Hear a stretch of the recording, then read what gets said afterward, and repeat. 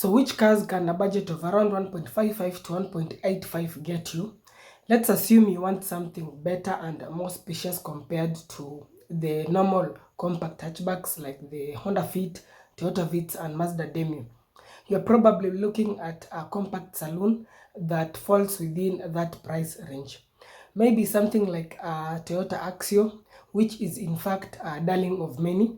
This car doesn't need a single shred of introduction because even if you just peep through your office or home window right now, you'll probably see one parked or passing by.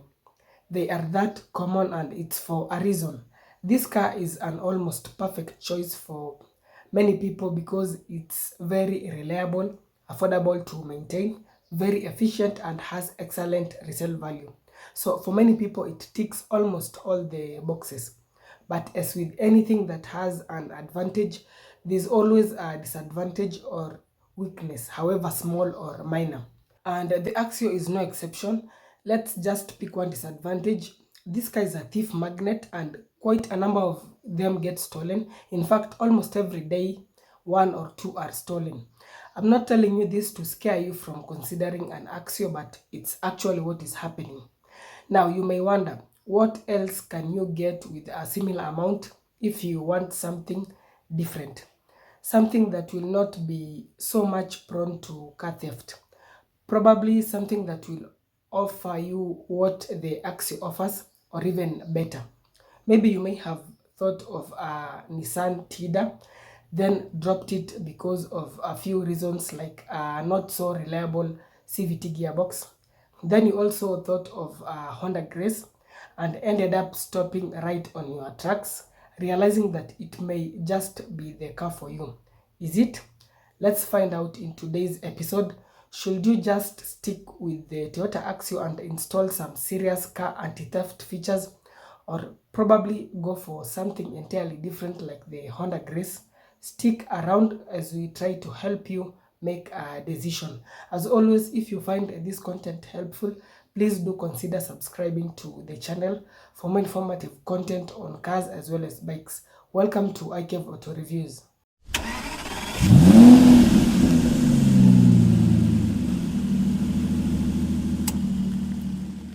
We will be comparing the 2017 models of these two cars and straight away beginning with the engine options. The Honda Grace is available with two options, both being 1500 cc's, one in hybrid configuration and the other is an unhybrid configuration. The hybrid churns out a combined power output of 132 horsepower, while the non-hybrid around 110 horsepower. This car is available in either front or all-wheel drive. And as for the transmission options, the non-hybrid comes coupled to a CVT gearbox, while the hybrid comes coupled to a 7-speed DCT gearbox. The 1.5-liter non-hybrid can return up to an impressive 20 kilometers per liter, while the hybrid up to an excellent 30 kilometers per liter. Now let's break all that information down. These two engine options are very reliable. Hondas have an excellent reputation for reliability and the Grace is no exception. In fact, think of it as the saloon version of the Honda Fit. So there are a lot of components that are shared between the two cars, from engine options to suspension components. So even the maintenance of this Honda Grace is just as affordable as that of the Honda Fit. Performance-wise, these engines are more powerful compared to the ones in the Toyota Axio, as we will see shortly. They are engines that are a bit more eager to rev and are responsive as well. Even in terms of long distances, they cope very well. That said, let's dig deeper into the hybrid powertrain. As we've just seen, it produces more power thanks to the electric motor, and this power is transmitted to the wheels via a dual clutch transmission, which is in fact a very responsive and offers an engaging driving feel. Most other hybrids don't feel this engaging because they come with CVT gearbox, which are normally just tuned for smooth and linear power delivery. But this Honda Grace hybrid is something else. Honda basically introduced it to bring out that engaging driving experience, but take note that there may be a price to pay for that. This DCT gearbox is not very solid in terms of long-term reliability. We have seen a few cases to do with jerky gear changes and even failure of this gearbox. It's ideally a complicated transmission, and that complexity means that there's always the chance of something going wrong in the long run. By the way, for those who may not know what the dual clutch transmission is, it's basically a twin clutch transmission whereby one clutch operates the even gears and the other clutch operates the odd gears. Its main advantage is sharp and fast gear changes as well as a bit of fuel efficiency. Something else to take note of is that in frequent slow moving traffic, those clutches may tend to wear with time due to that change of gears up and down. And in fact, if you're familiar with this kind of gearbox or transmission, you may have noticed that at times you realize that the gear changes are a bit jerky. If only Honda would have retained the CVT from the previous generation, then I reckon it would have been more reliable and refined. And this is an issue that is also there in the Honda Vezel hybrid and Fit hybrid, because that same DCT transmission has also been used in those vehicles. Now, having said that, it doesn't mean that all the hybrids will suffer from these DCT issues.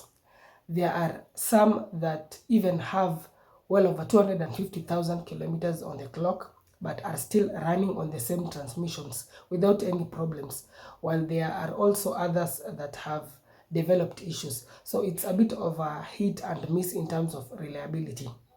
Moving on to the Toyota Axio, it comes with three engine options: a 1300cc that is available in only front-wheel drive and produces 95 horsepower. Then there's a 1500cc that is available in either front or all-wheel drive, and it produces 103 horsepower for variants with the CVT gearbox, while those with the 5-speed manual produce 109 horsepower. So that's a 6 horsepower increment. Lastly, there's a 1500cc hybrid that produces a combined power output of 100 horsepower, and it's available in only front-wheel drive. So three engine options in total. There used to be a 1900cc, but it was scrapped off and retained only for the Fielder. Now, transmission-wise, as I've already mentioned, you can get either a CVT or a 5-speed manual, though the hybrid only comes coupled to the CVT. As for consumption, expect up to 21 kilometers per liter in the 1.3, 18 kilometers per liter in the 1.5, and up to a whopping 30 kilometers per liter in the 1.5 liter hybrid.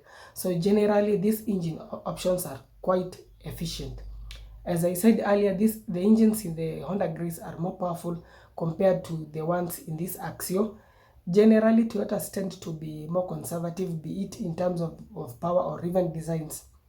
In fact, even looking at most of their engines, you'll realize they are normally naturally aspirated. Yet other automakers have embraced smaller capacity engines with turbochargers. And Toyota does this because of one simple thing, which is reliability. That's why most of their vehicles score very high in terms of dependability. Speaking of reliability, these engines are all very reliable. Even the transmissions are simply excellent. Just do the basic maintenance and they will keep going. In fact, these are engines that can take a beating but still keep going. Maintaining them is also a breeze, and that's the beauty with these Toyotas. Very simple and easy to maintain. Spares are also readily available. So in a nutshell, the Axio may not be as powerful as the Honda Grace, but it will give you a lot of peace of mind. The only issue is that being as common as they are and also having a high demand, there's the high likelihood of them being stolen, then sold in parts. Most of them are not sold in one piece, they are instead dismembered and sold as parts. So you have to really be careful. In fact, installing those car trackers and cutouts are no longer bulletproof options. Go that extra mile and install those traditional gear locks and steering locks. That way you will have made it very difficult for someone to get away with your car easily. Moving on to their fuel tank capacities. The Honda Grace has a 40-liter tank, while non-hybrid variants of the Toyota Axio have a 42-liter tank, and the hybrids are slightly smaller, 36-liter tank. The ground clearance of both cars fall below the recommended 165mm clearance. The Grace measures in at around 135mm, which is quite low, while the Axio measures in at 155mm. A bit better, but as I always say, just install slightly larger wheels and you will have solved the problem instead of modifying the suspension, which may end up affecting the ride and handling of the vehicle. Stopping power in both cars is made possible by ventilated discs at the front and drums at the back. Then as for suspension, again both cars get McPherson struts at the front and torsion bar setups at the back. Nothing much to talk about. They both offer decently comfortable rides. As for safety, both cars get standard features such as driver and passenger airbags, anti-lock brake system, electronic brake force distribution, stability control, traction control, and hill assist. Then as for the optional features, depending on the trim level, the Grace can get side and curtain airbags as well as collision mitigation, while the Toyota Axio can get lane departure alert, automatic high beams, side and curtain airbags, and collision mitigation that reduces the speed by 30 kilometers per hour in the event that the system detects that you are on the verge of a collision. It's all in an effort to reduce the impact of an accident. So generally good enough. Nowadays, these active safety features are becoming the norm even in budget vehicles. The carb weight of the Honda Grace ranges between 1029 to 1190 kgs, while that of the Axio between 1050 to 1200 kgs. As for the optional features, depending on the trim level, both cars can come equipped with fog lights, alloy rims, LED projector headlights, cruise control, multifunction leather-wrapped steering wheel, navigation, and lip spoilers. Then in addition to those, the Honda Grace can even add a touch-sensitive AC control, leatherette interior, and paddle shifts. Quite good, and in fact, it even gets rear AC vents as standard across the range. That's a feature that the Toyota Axio doesn't offer at all. What about their prices? A 2017 Grace will set you back anywhere between 1.6 to around 1.85 million, depending on the trim level, while a 2017 Axio between 1.55 to around 1.85. Though some WXB variants can top out at 1.9 million, which sounds a bit too much for an Axio. But before we talk about value for money, let's first briefly talk about their exteriors and interiors. Which one would you prefer in terms of the exterior design? Do let me know your thoughts in the comment section. I would say the Honda Grace looks more elegant thanks to its sharp lines. It generally looks better compared to the Toyota Axio, which, like most other Toyotas, is a bit on the conservative side. That said, the WXB variants of the Axio look a bit better with the body kits, larger alloy wheels, and chrome appendages. Moving into their interiors, they both look simple, basic, and functional. You can close your eyes in both cars and easily locate where the AC controls or infotainment screen is. That's a sign of just how everything is located at the normal usual place. But I have to say that the build quality of the Honda Grace seems a bit better.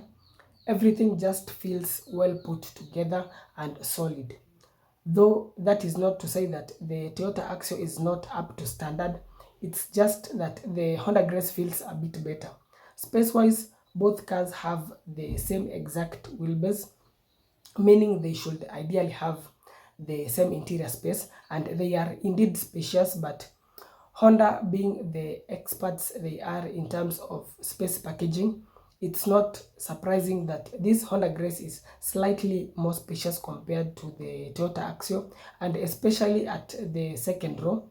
Three people can be comfortably accommodated back there without much of an issue.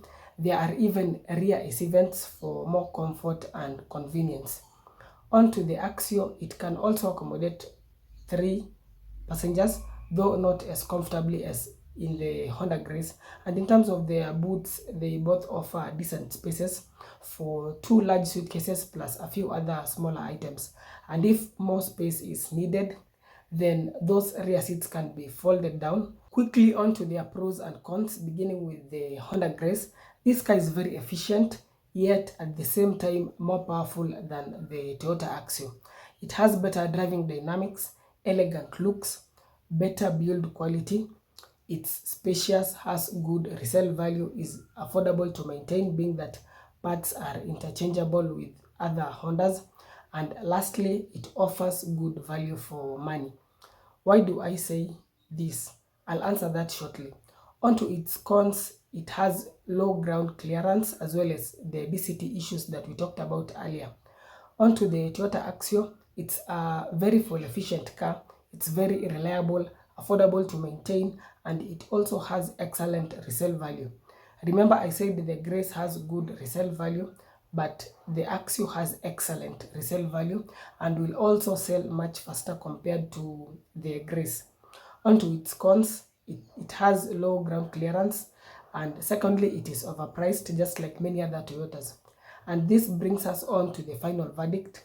Now, if you have 10,000 shillings and you are in the market for a phone, and phone A has basic features while phone B offers a bit more for the same amount, which phone will you go for? I reckon most, if not all people, will go for phone B. That's the same analogy here. For the same amount, you can get either car, but the Honda Grace offers more for the money. It's more spacious, has more features, it's more powerful, yet still very efficient. It has better build quality. So it's obvious that it offers better value for money. Though you may ask, what about its DCT reliability issues? Now, as I said earlier, these issues have not affected all the Honda Graces out there, but still it's an issue worth taking note of. So this is what I would recommend. The non-hybrid Grace with the CVT is bulletproof in terms of reliability, though if you want the hybrid, please get one with very low mileage and also get a 2016 or 2017 model and onwards, because their DCTs have been improved with time, especially the softwares compared to the earlier models like the 2014 and 2015s. On the other hand, if you still prefer the Toyota Axio, probably due to aspects such as excellent resale value, then go for it. But please make sure that you install some aftermarket security features to protect it from car theft. Both cars are quite good, but ultimately the Honda Grace is generally a better car. Which one would you go for? Do let me know in the comment section. Personally, my pick would be the Honda Grace in hybrid configuration. Thanks a lot for watching. I hope this has been helpful. As always, if you found this content helpful, please do consider subscribing to the channel for more informative content on cars as well as bikes. For any enquiries, feel free to reach me via email or WhatsApp. That's it for today. Stay safe, ride and drive safe, and see you in the next one.